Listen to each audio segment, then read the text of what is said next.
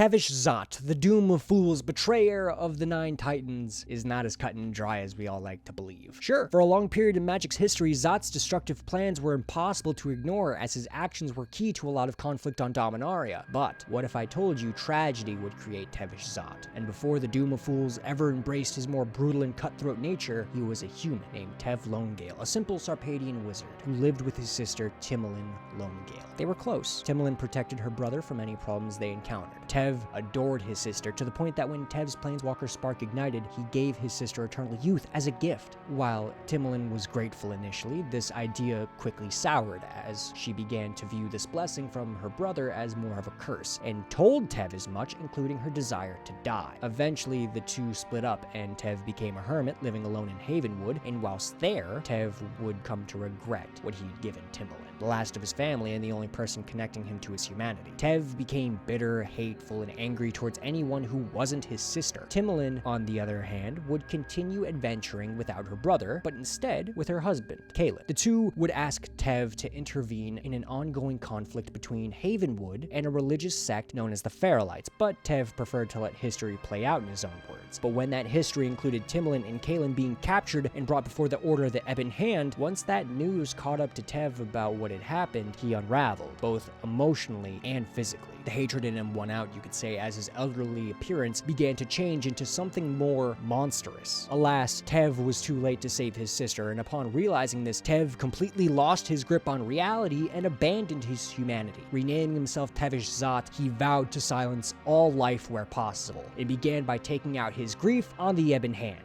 incinerating everyone. Zot would then lead an army through Sarpadia, destroying nation after nation. Everywhere Tavish went, death followed him. Even his dealings with planeswalkers like Freya-Elise and Jason Carthelian. Tavish only cared about collateral damage, and was only satisfied when their fight critically damaged Storguard's infrastructure. Zot was not above working with other individuals who shared his bloodlust, like Limdol and Leshrac. Those three were key to the Null Moon Summit's failure. Tavish is the only planeswalker I've heard of who actively sought to make the Dominarian Ice Age worse. Thankfully, Tavish would be handed back-to-back losses, the first by Jaul Carthelian, and would then flee to Chandalar, start another war there, then lose again against Keenan Samaral, and just in time for the Shard of 12 Worlds to break so Tavish could escape. Tavish would then take a break from his constant string of wars and crimes to hide in a plane of constant darkness, until Urza found him and offered him a spot on the 9 Titans. Yes, Urza was well aware of Zot's background when he recruited him, including his dealings with Phyrexia, which is precisely why he recruited him, because if anyone knew how to navigate the spheres, it would be Tavish. Urza knew having Tavish around was a moral conundrum that was bound to either get himself, one or multiple Titans killed, and potentially risk another cataclysm on Dominaria. And he was right on 2 counts. Zot convinced Daragraz to free the primeval dragons, killed Daria and Christina of the Woods, recorded over my VHS copy of The Longest Yard, and Urza's answer was to let him do all of this, and only when he was distracted, he used Zot's soul to power up his super weapon, the Soul Bomb. Zot had become a truly depraved individual in the end. Even his soul had become a weapon. I almost wonder what Timolin would have thought of it all.